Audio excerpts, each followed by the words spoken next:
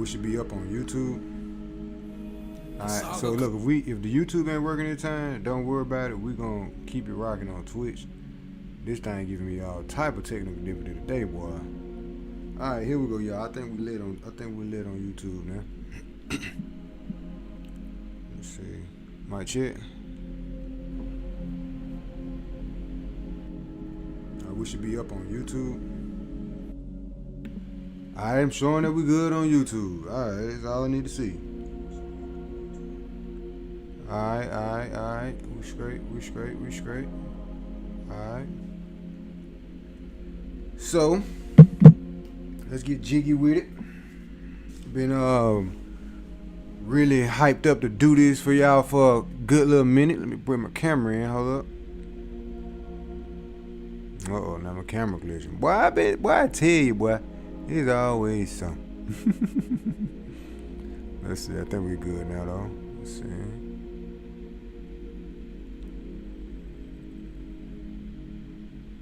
Boom.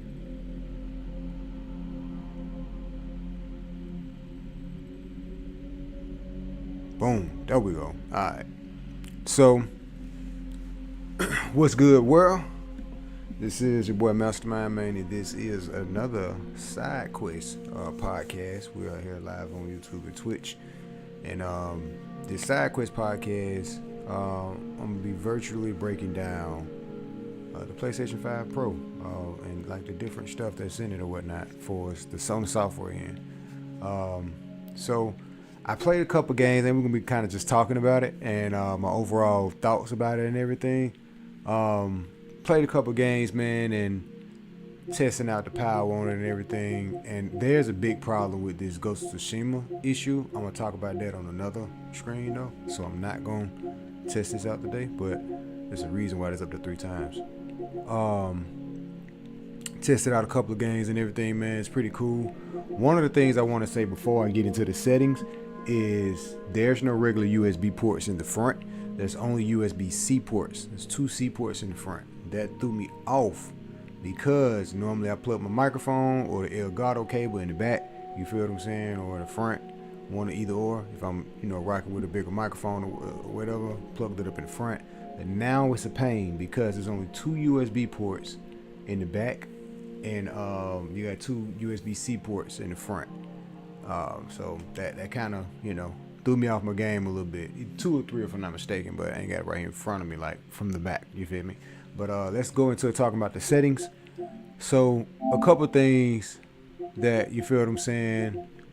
You definitely notice 8K. That's the first thing that caught my eye. I was like, oh yeah, supportive 8K. Yes, it is ready to support 8K. That's good to know.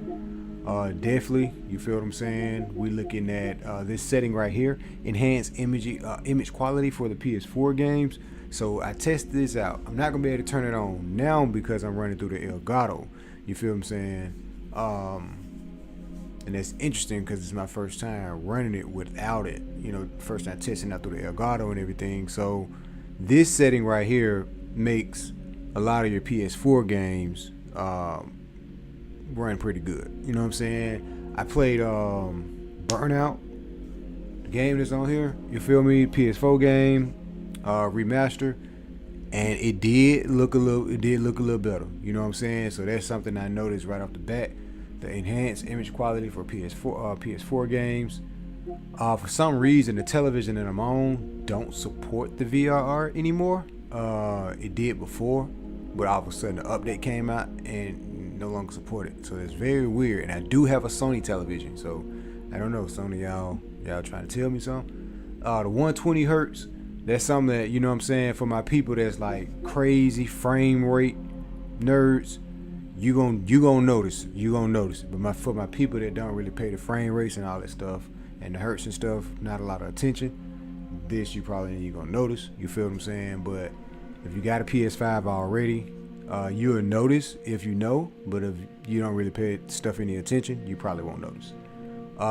This is another setting, the auto low latency mode, the ALLM. This is also another feature.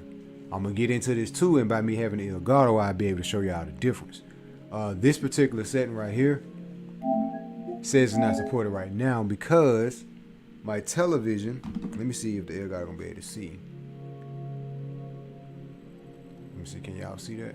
Ooh, y'all ain't gonna be able to see that. So hopefully we'll be able to change it up, but I don't want to mess up anything at the moment. But in the television, if you turn it to game mode, go into the HDMI settings and turn this particular setting on with the VRR mode and stuff. You turn this on, it's gonna keep you stuck in game mode.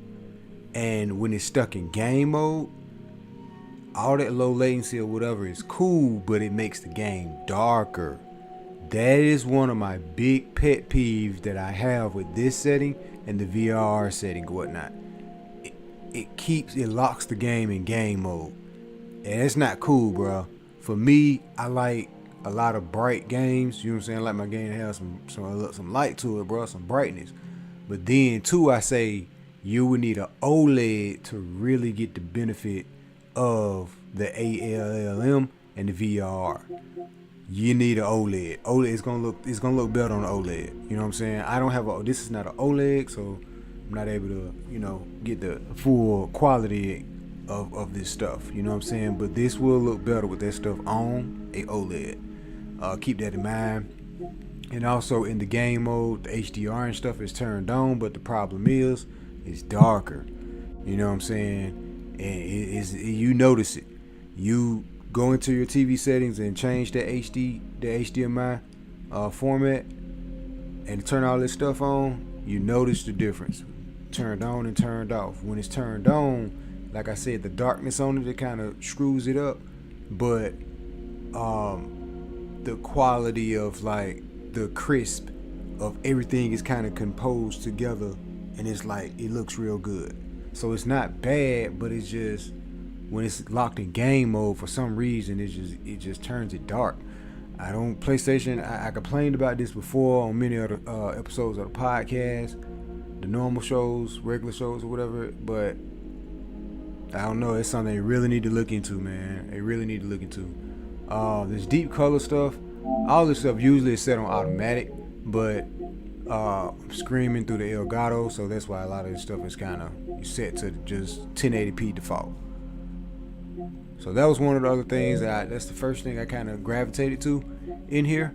The voice command, I think it was on the regular one. I didn't use it a lot, but of course, we're in the age of AI, and this is some new tech. So I would say in future updates, keep your eyes open for the voice command update. And you notice why it got the preview over it. You feel what I'm saying? This got some AI tech built into it. So, a lot of this stuff is going to be exclusive updates only for the PS5 Pro because of the hardware that's in it. It's new tech. So it makes sense. You know what I mean? And something else on the broadcast settings I noticed was, where was it? You can scream. Of course, where it was something I noticed that was in here. Where is it? I think it was the fact that you were able to stream in a higher quality video. I think that was it.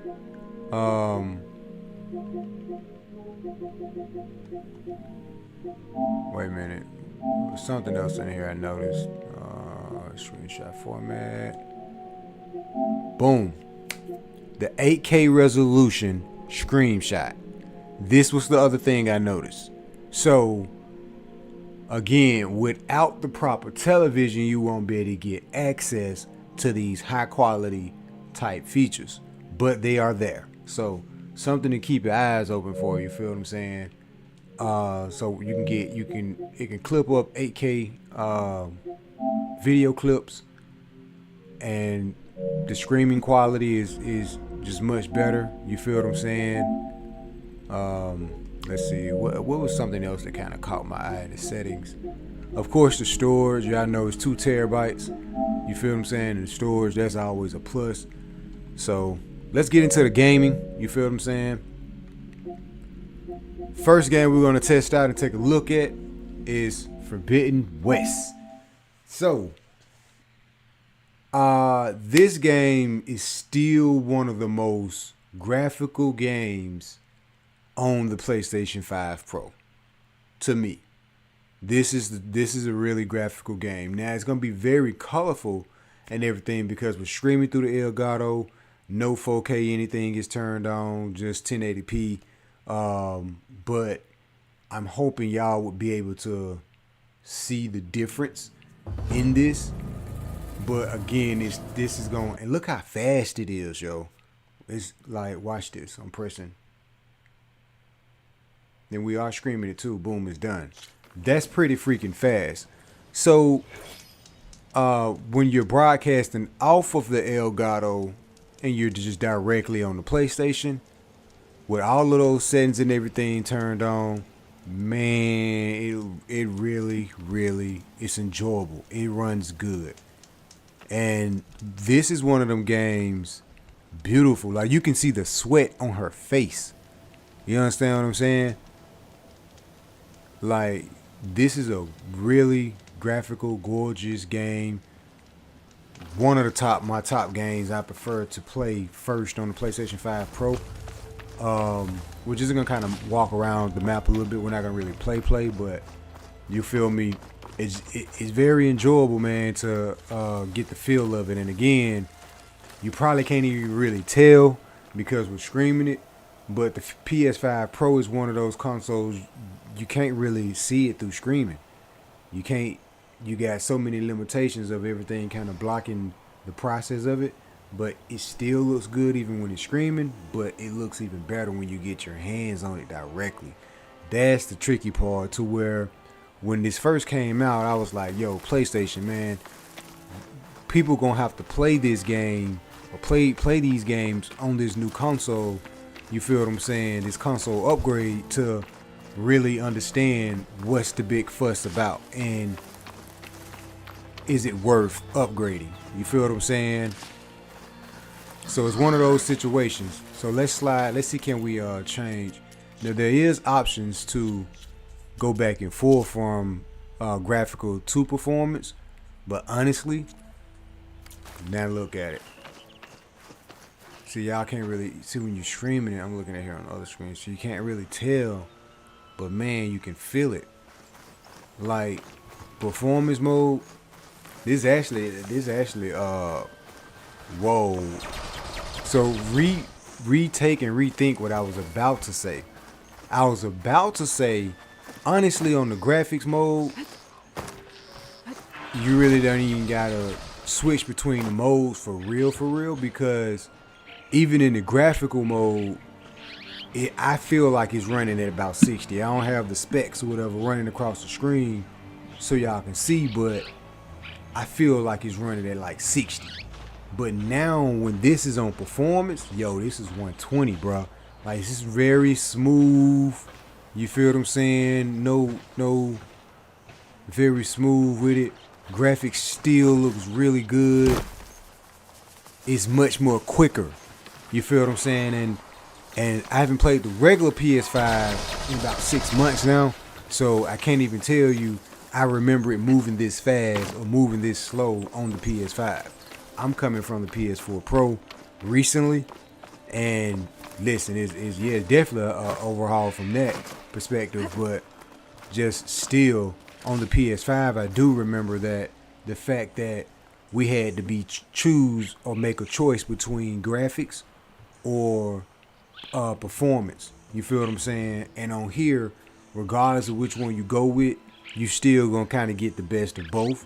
But even if there is a noticeable difference on the graphics and the performance. So the graphics on here, again, just 1080p, when you run it on 4K, whole nother look. Still looks really, really good.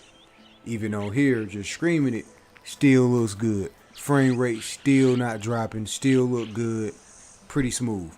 Running it on performance mode, graphics still look good. The performance is crazy. Real crazy.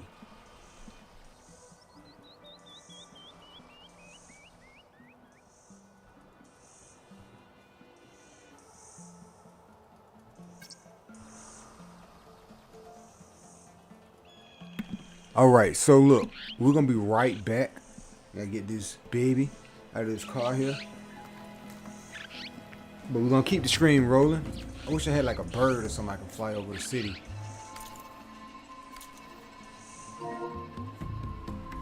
But we'll be right back. My screen actually may stop.